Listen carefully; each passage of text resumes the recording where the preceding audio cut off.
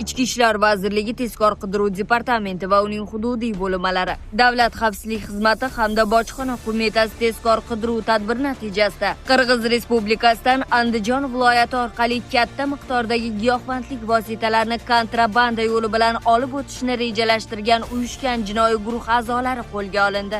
Andijon viloyati Bo'ston tumani hududida joylashgan dala maydoniga yashirib ketilgan 1 kilogramm 16 gramm gashish giyohvandlik vositasini olgani kelgan 1987-yil va 1984-yilda tug'ilgan jinoiy sheriklar ushlandi. Shuningdek, ularni ushbu manzilga olib kelgan avtomashina tekshirilganda sherikligi bo'lgan yana 2 nafar shaxs ham qo'lga olindi. O'tkazilgan tadbirlar natijasida 2032 ta bir marotabalik dozaga teng bo'lgan 1 kilogramm 16 gramm gashish giyohvandlik vositasi iste'moli oldi olindi. Mazkur holat yuzasidan jinoiy guruhga nisbatan O'zbekiston Respublikasi Jinoyat kodeksining 273-moddasi 5-qismi bilan jinoyat ishi qo'zg'atilgan. Agarda siz ham shubhali faoliyat yoki shaxslar haqida ma'lumotga ega bo'lsangiz, Stop Narkobot Telegram kanaliga yoki ekranda ko'rsatilgan call center ishonch telefon raqamlariga xabar berishingizni so'rab qolamiz.